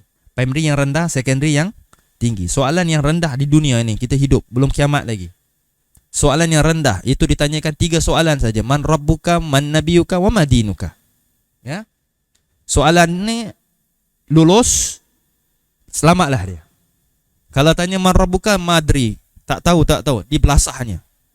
Dibelasah dan terus sampailah yaumil akhir wa na'udzubillah. Kemudian kehidupan di yaumil akhir, di akhirat nanti, dia ada soalan pula. 4 soalan. Yang pertama, disebut dalam Sunan Tirmidzi bisanadin sahih, la yazalu qudamahi yaumal qiyamati hatta yus'al an umrihi fima. Tidak berganjak tumitnya pada yaumil akhir sehingga apa? Ditanya apa? Umurnya apa yang dihabiskan? Ya, umur dia hidup, apa yang dimanfaatkan? Apa yang dihabiskan umurnya? Ya. Wa an jismi fima ablah. Tubuh dia apa dia buat guna pakai? Tangan dia, kaki dia buat apa? Ya. Wa an ilmihi fima fa'al. Tentang ilmunya apa yang diamalkan. Ada satu kelompok tak ada ilmu, suka amal. Ada satu kelompok banyak ilmu tak nak amal. Adil lah Allah, adil. Ada 2 kelompok ni. Jadi kita jangan jadi kelompok A, jangan jadi kelompok B. Kelompok A nak beramal tapi tak nak ilmu, tak nak belajar. Nak jalan pintas. Satu kelompok banyak belajar, bila suruh amal tak nak. Buka mata lihat berapa ramai orang mengaku kita sebagai orang, ramai orang yang mengaku sunnah tak? Ahli sunnah tak? Bila malam Ramadan saja kita boleh lihat. Kemana mereka pergi? Bukan yang dekat mengaku dirinya ahli sunnah, dah belajar Umdatul Ahkam, dah belajar fiqh Bulughul Maram. Ni kan kita hadis, dah belajar Sahih Bukhari dan sebagainya. Bila bentuk perintah sunnah Nabi sallallahu alaihi wasallam untuk bergabung pergi solat, semua kabur. Hilang. Kemana perginya? Maka ada ilmu tapi tak mau amal. Ada kelompok orang yang ini lah. Dah disebut dalam hadis. Wa an ilmi fima fa'al. Ada ilmu apa dia buat? Kemudian yang terakhir, wa an malihi min iktasaba wa anfaqah. Hartanya daripada mana dia perolehi yang dia habiskan. Disebutkan Imam Tirmidzi dalam bab yaumul qiyamah, dalam bab kitab hari kiamat. Bisanadin sahih, dengan sanad yang sahih. 4 soalan ditanya. Jadi lower question di dunia itu adalah soalan yang paling awal untuk tanya. Nanti satu soalan lagi di akhirat untuk ditanya. 4 soalan lagi. Tumit tak bergenjak. Tak ke depan, tak maju ke belakang. Keep still kat situ, ditanya 4 soalan. Semoga Allah mempermudahkan urusan kita di dunia dan akhirat. Yang terakhir sekali ya ikhwah, wala yuqalu lima wa kaifa wala yadkhulu ahadun bainallahi wa baina khalqih. Dan tidak boleh seseorang itu mengatakan lima wa kaifa, kenapa dan bagaimana. Dan tidak boleh seseorang itu memasukkan interference, maksudnya mengatakan sesuatu yang macam mana cakap? Masuk campur. Tidak boleh seseorang tu masuk campur ahadun bainallah, antara dia dengan Allah. Urusan dia dengan Allah. Tak ada seseorang pun boleh masuk campur.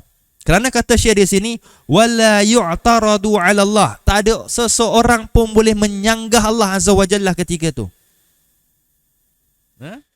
Kerana apa? Yaumul akhir la yukallimullahu yaumal qiyamah. Allah tidak mengajak berbicara antara dia dengan hambanya kecuali dengan apa? Biizni, kecuali dengan izin Allah.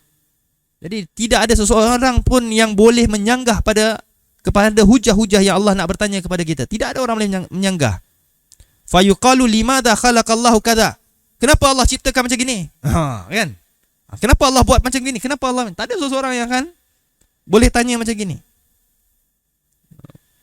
Bertanya tentang sesuatu yang diciptakan. Wa ma kaifiyatu khalqillah li hadza asya'. Macam mana Allah menciptakan makhluk ni? Macam mana Allah ciptakan apa ni? Babi ni. Ni dekat dalam online ni kan ramai kan suka cerita tentang babi dan sebagainya, berdebat tentang babi. Dah Allah kata babi haram, jangan makan. Yang dia nak makan tu orang-orang kafir. Yang kita nak magi sibuk nak menghalalkan babi tu ke nak mengharamkan babi tu kenapa? Kita tidak berbicara tentang apa yang Allah ciptakan. Allah dah haramkan, haram. Hada la yajuz. Ini tak boleh kita bincangkan fi haqqillah, kerana itu semua hak Allah. Jangan sekali-kali kita berbicara tentang hak Allah. Bal alaina taslim. Ini manhaj kita yang terakhir. Adalah apa dia? Sikap kita, mauqif kita dalam Ahlus Sunnah adalah bal alaina taslim. Hendaklah kita menyerahkan semua apa perkara ini kepada Allah Azza wa Jalla. Ini hak Allah. Wal iyadu, kemudian wa intiqayat, kemudian kita kembalikan semua perkara ini, itu adalah hak Allah. Jangan kita mempersoalkannya. Kerana beza dengan sifat-sifat al-khalq, al-amr itu kan sifat Allah, betul? Kita dah belajar asma' dan sifat. Dalam sifat-sifat Allah,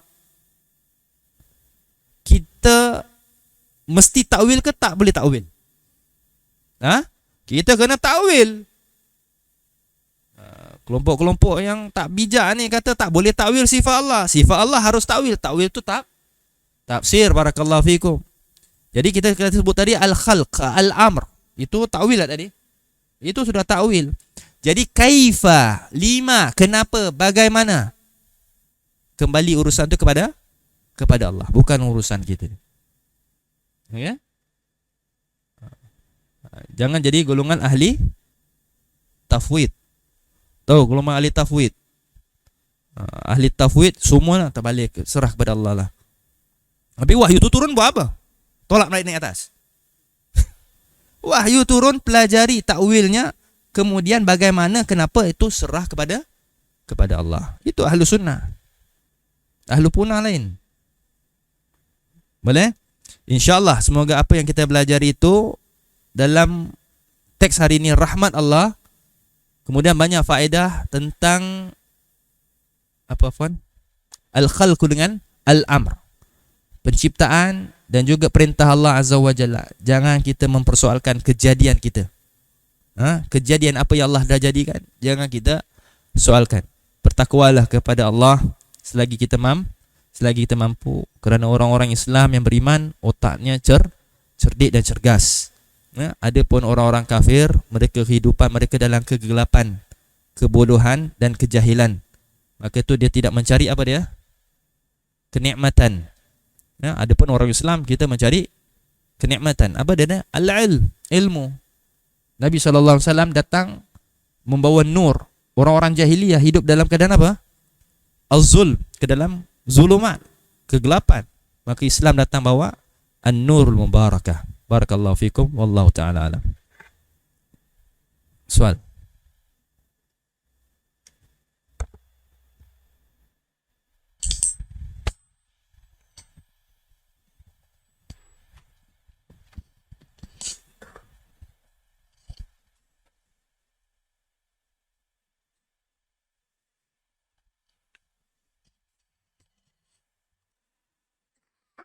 Bismillahirrahmanirrahim. Assalamualaikum warahmatullahi wabarakatuh. Kami mohon untuk membacakan beberapa soalan. Soalan yang pertama, mohon Ustaz memberikan penjelasan adab ketika kita makan dan kelebihan orang yang menginfakkan makan. Baik, bismillah. Adab ketika kita makan dan juga kelebihan orang yang infak untuk makan. Baik. Adab bab makan ni penting. Ini termasuk daripada identiti seorang muslim. Sangat penting. Tidak ada agama ya ikhwah membicarakan tentang sampai makan pun diajar. Islam mengajar sampai nak berak pun diajar. Masya-Allah, tabarakallah. Adab bab makan yang pertama, kita ambil singkat dia. Nabi SAW perintahkan kita setiap kali nak makan baca tasmiyah. Mana tasmiyah? Bismillah. Jangan baca Bismillahirrahmanirrahim. Lately ni ana jumpa dekat dalam Facebook dan sebagainya, ada ni Pak Habib ni lah, Nabi SAW minum begini, Bismillahirrahmanirrahim, minum. Bismillahirrahmanirrahim, minum. Bismillahirrahmanirrahim. 3 kali minum, 3 kali baca bismillah. Jelas ini orang memang juhal. Tidak ada hadis Nabi SAW baca Bismillahirrahmanirrahim pun. 1. 3 kali minum, 3 kali baca. 4 kali minum, 4 kali baca. Apa ke? Ya, tak ada. Antum makan nasi 10 suap, 10 kali baca. Jenuh. Membebankan. Nabi tidak membebankan kita. Nabi perintahkan untuk makan baca bismillah. Kenapa kita tidak baca Ar-Rahman dan Ar-Rahim? Kita baca ketika kita nak sembelih haiwan pun kita baca apa? Bismillah, ya Allahu Akbar. Tak ada Bismillahirrahmanirrahim. Tak. Bismillahirrahmanirrahim, kita nak memulakan sesuatu perbicaraan, baca kitabullah, kita nak memula berpidato dan sebagainya, nak tulis risalah, kita tulis Bismillahirrahmanirrahim. Bismillahirrahmanirrahim. Nak makan baca bismillah. Fa idza nasit, sekiranya kamu lupa, fataqulu bismillah fi awwalihi wa akhirih. Kalau kita terlupa dah makan, lupa nak baca bismillah, baca apa? Bismillah ya awwali wal akhir. Baca bismillah awal dan akhir. Kalau tidak, dia makan dengan syaitan jin. Yang makan tak pernah kenyang. Syaitan yang makan. Baik, maka baca bismillah. Kemudian makan dengan tangan kanannya. La ta'kulu jangan kamu makan dengan tangan apa? Bishimal. La ta'kulu bishimal. Fa inna syaitan ya'kulu bishimal. Jangan kamu makan dengan tangan kiri. Sesungguhnya syaitan makan dengan tangan kiri. Minum, makan dengan tangan kanan. Yang mana ada bad habit tu, ubah. Tukar. Kalau siapa yang suka minum dengan tangan kiri, makan dengan tangan kiri, lepas ni cebok pakai tangan kanan. Faham? Baru dia tahu susah tak. Ini satu psikologi bagi tahu yang siapa yang ungkal sangat nak ubah ni. Kalau kita makan tangan nasi, ada tangan kanan, tangan tu ada bekas nasi, minum takut tangan kelas kotor, kan nak minum. Jangan pegang sini, letak tangan bawah gini. Pegang aja lah gelas tu. Okey? Makan bismillah, kemudian makan tangan kanan, kemudiannya ambillah makan yang dekat. Jangan makan bangun-bangun pergi ambil yang jauh-jauh, lauk-lauk yang ada. Nabi SAW mengajari sahabat-sahabat makan benda-benda yang berhampir, dekat saja. Dulu Ustaz, kalau makan buffet macam mana? Kalau makan buffet yang dekat kau dapat buah melon tu je lah. Boleh bangunlah yang ambil. Ini makan yang ada hidangan tu bukan larangan, tapi adab yang mulia. Baik. Seterusnya ikhwah, paling penting sekali, basically kita makan dengan pantas. Pantas bukan laju. Segerakan makan, jangan terhege-hege. Macam orang kafir. Orang kafir kalau makan tu dia potong sikit. Makan kan? You know Italian macam mana dia makan? Dia potong sikit. Pada dia adab dia. Memang adab dia, tapi kita menyelisihi lah. Bukan anto cocok lem tu anto gigit gini, tak, potong segerakanlah, jangan lambat-lambat sangat. Kan? Dia memang lem dia kecil sangat. Halo, lem kita makan mandi lagi besar ni kecil sangat. Lem yang besar tu anda tengok anto makan cepat gitu. Kan? Sampai tulang-tulang pun hilang. Alhamdulillah. Kemudian segerakan makan. Kalau kita makan di atas meja, bolehlah kita bercakap-cakap. Kalau makan duduk bawah, segerakan, kerana menyelisih orang-orang kafir. Nasara kalau makan atas meja dia senyap. Pernah masuk Italian punya restoran, dia makan kan senyap kan? Tak ada bising-bising. Kita cuba kita cakap-cakap. Tak ada civiknya orang. Bising-bising makan. Jadi bukanlah maksud dia buat bising. Bolehlah bercakap-cakap, tapi janganlah kita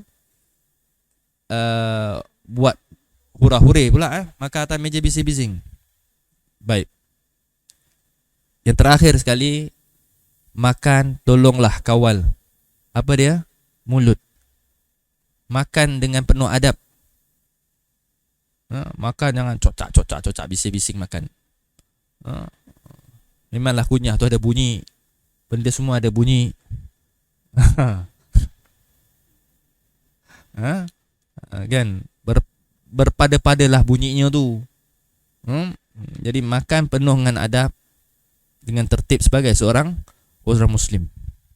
Kita minum, Nabi ajar kita minum 3 kali kalau dahaga. Tak salah kalau kita minum 1 sekali saja, kita tak nak minum 3 kali. Tapi kalau airnya banyak tu minum tenang-tenang ni, minum dah togak habis semuanya. Sampai basah-basah baju ni. Itu kan adab. Menjelisi macam mana haiwan minum, macam mana orang kafir tu minum. Biasa dipaham saja macam mana bezakan kita dengan haiwan makan, macam mana haiwan minum, macam mana orang kafir makan, macam mana orang kafir minum. Menjelisi. Ada yang dalam benaknya nak tanya, ustaz pakai chopstick macam gitu menjelisi orang kafir lah. Tak pakai chopstick ke, pakai fork and spoon ke, antum nak pakai knife, pakailah. Pakai knife potong tangan kanan, cocok pakai tangan kanan balik. Jangan potong knife tangan kanan, cocok tangan kiri, antum pergi makan. Itu makan dengan tangan kirinya. Kalau susah sangat nak potong, nak tukar, sudah potong dengan pisau tu cocok makan pakai pisau. Baru brutal. Itu nama salafi. Barakallahu fikum. Itu adab kita makan. Kemudian untuk orang yang suka menginfakkan makan ini, hari tu Ustaz Zul Akmal pun bicara tentang sedekah yang paling baik. Sedekah yang paling baik apa dia? Beri orang minum. Berulang kali juga kita menyebutkan tentang keistimewaan, kelebihan sedekah memberi orang minum. Orang yang suka infak kita minum ni hari ni ghaib. Dia bab minum, masya-Allah. Orang tahu, suka nak infak kan, beli kasih orang minum. Kemudian beri makan pun tidak terlepas daripada kebaikan. Nabi SAW sebutkan dalam Sahih Bukhari, khairukum man, sebaik-baik di kalangan kalian adalah taqra'us salam ala man arafta wa man lam ta'rif, memberi salam kepada orang yang kita kenali dan kita tak kenali, wa tut'imut ta'am, dan dan suka memberi orang makan. Beri makan tak kira fakir ataupun miskin ataupun orang awam biasa, orang kaya pun boleh beri makan. Ni jangan ada ada makan free je kerja dia nak untuk nak beri makan ni, jauhilah daripada sifat kikir ni. Jauh daripada sifat kikir. Banyak apa pun kita sumbangkan untuk makan, walaupun hari ni RM10 ke RM5 ke, berpada-padalah. Ana rasa kat sini tak ada pun yang miskin. Semua kaya raya. Betul? Semua dah hajat, dah nak kahwin 2, kahwin 3, kaya lah tu. Senyum, tengok senyum orang kaya ni. Kalau cerita pasal kahwin 1, kahwin 2 dia tak senyum, menangis, itu orang miskin.